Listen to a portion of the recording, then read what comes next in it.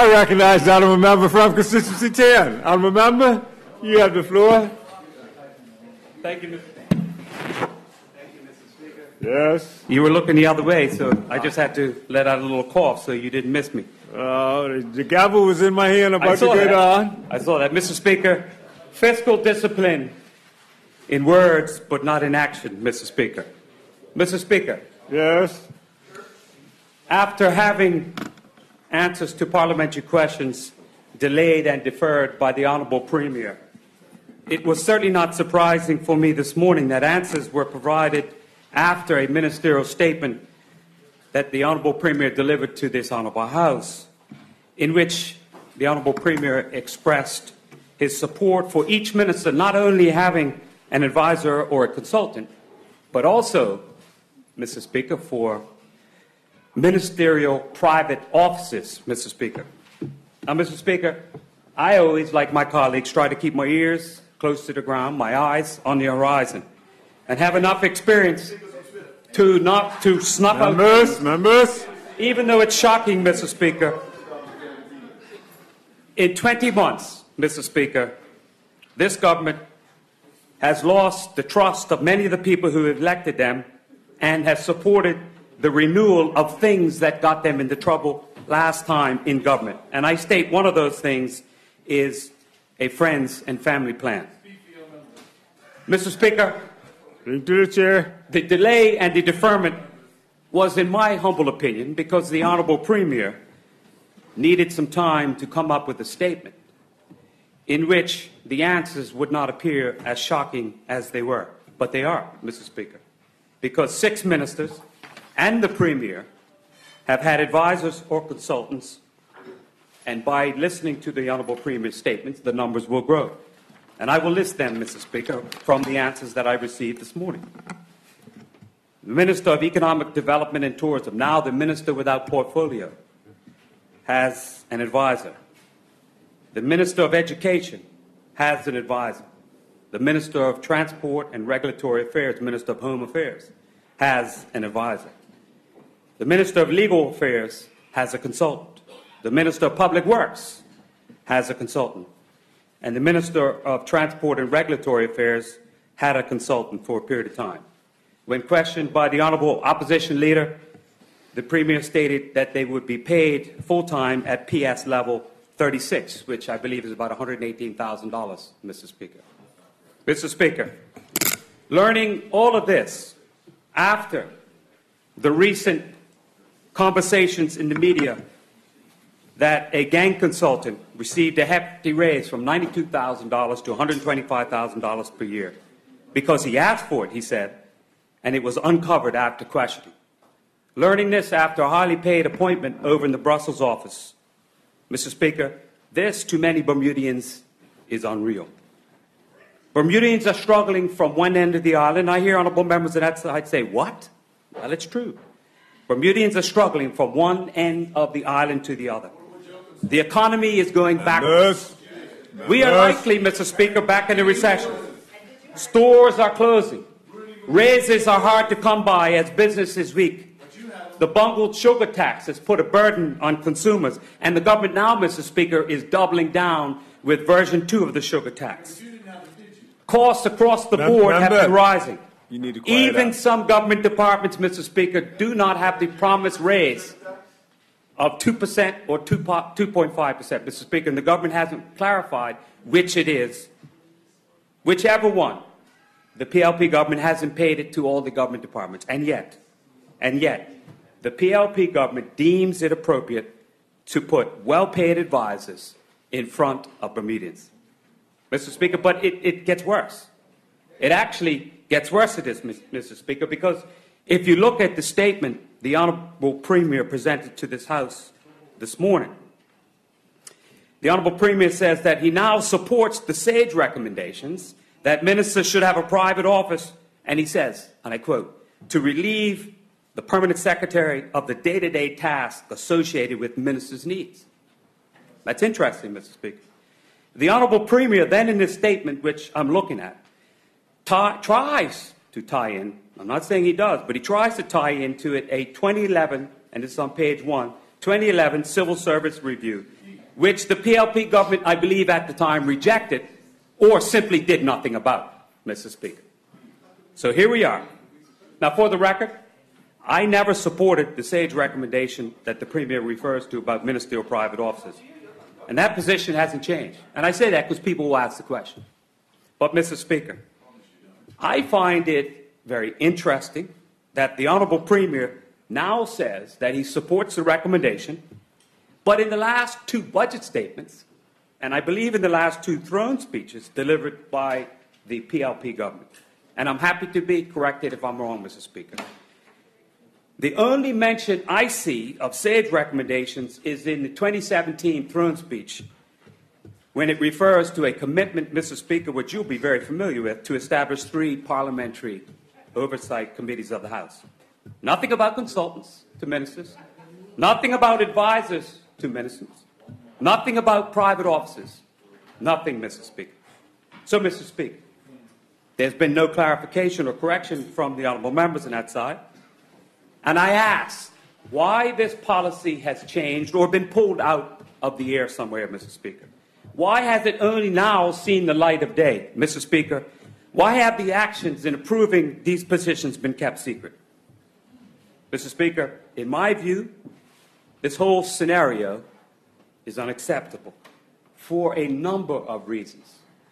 Not for the least that the Minister of Finance has talked about a current poor fiscal position that we find ourselves in. Made a great deal about it. But, Mr. Speaker, in addition, I believe it is a feeble and frail attempt to justify the spending of taxpayers' dollars after being exposed.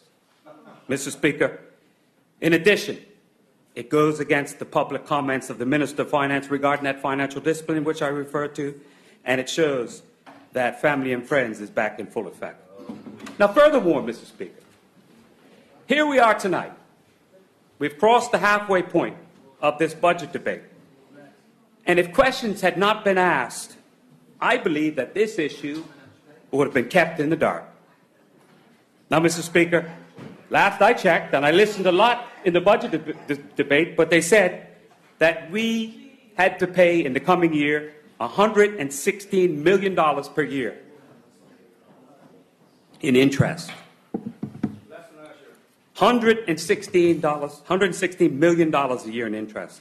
However, this government, with the sign-off of the Honourable Premier, which he has the full authority to do under the Ministerial Code of Conduct, I must say that, Mr. Speaker, has quietly and without transparency hired numerous advisors and consultants for ministers and now states that they need private offices and staff, Mr. Speaker. Where does it end? Where does it end? None of this is in the budget. Now, Mr. Speaker, this is not putting Bermudians first. This is putting themselves first, putting themselves second, and third. This is not fiscal discipline, Mr. Speaker, but tax and spend under cover of darkness. And, Mr. Speaker, I hear honourable members saying, you know, your cocktail's coming, Mr. Speaker. Just speak to the chair. I am speaking to you. But, you know, be that as it may, it doesn't bother me, Mr. Speaker. Speak to the chair. Because I don't work for them. I work for the people of Bermuda, Mr. Speaker. So now I hear, Mr. Speaker. Members. I don't want to hear anybody from government say how hard they work. I don't want to hear anybody from government say that people need support to do their job. Because it wasn't in throne speeches, it wasn't in the budget debate, Mr. Speaker. We did it, Mr. Speaker. We did the same job that they did, Mr. Speaker.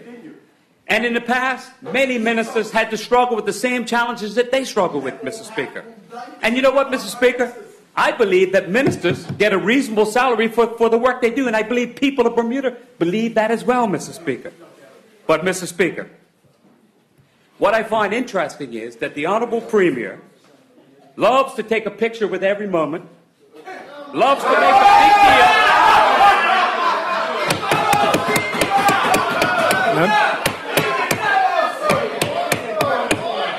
Point of privilege, Mr. Speaker.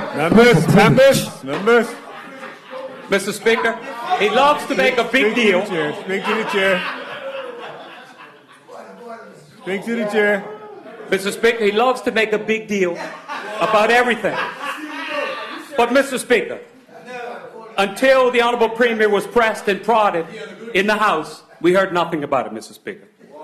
Now, Mr. Speaker, I believe that we need to do better about this. And while the government might laugh and make fun of this, Mr. Speaker, Bermudans are struggling. Bermudans are struggling. Members. Taxes are rising, Mr. Speaker. The cost of living is rising, and about 11% of everything the government raises goes towards paying off that debt that I referred to, Mr. Speaker.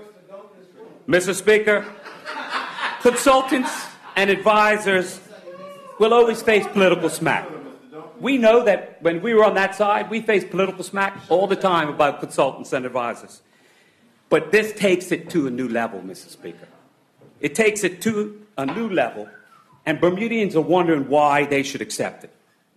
The OBA was the government, and we answered the questions, repeated questions about consultants. It was relentless up here in the House of Assembly, and they have every right to do it on the opposition side. But, Mr. Speaker, we reduced the number of consultants, we reduced the money that was spent for the consultants, and we saved taxpayers' money in doing so, Mr. Speaker. And then the honourable member says, and then we had a boat race. And that's fine. They can talk about that. We had a boat race that put Bermuda on the map and helped us go forward. But, Mr. Speaker, now we're going backwards under this government, Mr. Speaker. We're going backwards. But I do roll forward. I roll forward to the current position we're in, Mr. Speaker. And now, Mr. Speaker, we're at another level. Many Bermudians are questioning the fact of why the increase in consultants. Mr. Speaker, last October, I believe, or November, when the Honourable Premier stated that Cabinet was reshuffled and the size of Cabinet would be decreasing, the Honourable Premier at the same time made an announcement about a minister without portfolio and a minister in the Cabinet office. Now, Mr. Speaker, we learned that that minister without a portfolio actually has an advisor. So a minister without portfolio, and if this makes common sense and good sense, let's hear it. But we have the minister and an advisor in one office. No portfolio. Mr. Speaker? Mr. Speaker, at the very least, if the Premier came today, he should have tabled the contracts of all what people did, because there could have been some justification. There could have been some justification. And now, Mr. Speaker, we hear that in the answers provided, that there's a consultant in the Ministry of Legal Affairs who is often heard saying on a talk show, I'm not a lawyer, but it's a consultant in legal affairs. I guess, Mr. Speaker, that's because the person stays at a Holiday Inn, Mr. Speaker. Now, what is interesting, considering all of this, if you add it all up, you have to connect the dots, Mr. Speaker. The number of consultants, who the consultants are, and the fact that it was brushed under the carpet by the minister without portfolio in a recent debate that Inter-Island Communications had been engaged by the Department of Communications in a fee-for-service contract, Mr. Speaker. Point of order, advertising on IIC stations. Take a point of order. Take a point of order. The honourable member is misleading the House. I did say that all contracts would be on the website, and they were. Thank you, Mr. Speaker. Thank you. Member. Mr. Speaker, thanks for the point of clarification. The contracts were published probably about 24 hours later. I find it interesting that they were published 24 hours later. But they did not say, Mr. Speaker, was what the total cost of the contract was. They just said, Mr. Speaker, for a ministerial statement, $150. For an interview with the minister, I think it was $150. For a radio spot, $35. So what's the charge? It's a one-year fee-for-service contract. Is it $50,000? Well, we know it's more than that because it had to be gazetted. Is it $199,000? Is it $299,000? What's the charge, Mr. Speaker? So some of this would be considered wastefulness with borrowed money. Some would be considered improper use of taxpayers' money without full transparency. But, Mr. Speaker, it's more than this. In my humble view, Mr. Speaker, it's a very secret and manipulative attempt by the government to launch a propaganda machine on the backs of Bermudians, Mr. Speaker. Connect the dots, Mr. Speaker. Political advisors, consultants, contracts that are out there. And I hear members whistling under their breath. Go ahead and do what you got to do. Those tactics are dying just like we are from day to day, Mr. Speaker. Mr. Speaker, it's launching a propaganda machine around taxpayers' money.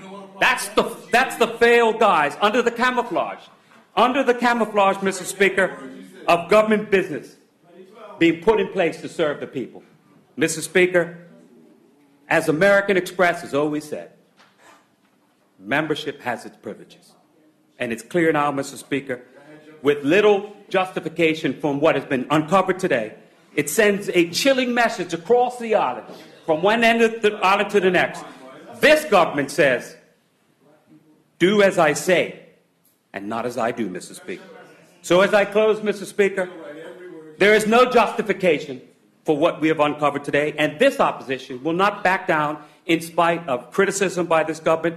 We will speak loud and vociferous for the hard-working people of Bermuda who now realize that putting Bermuda first is only when they want it to be put first, Mr. Speaker.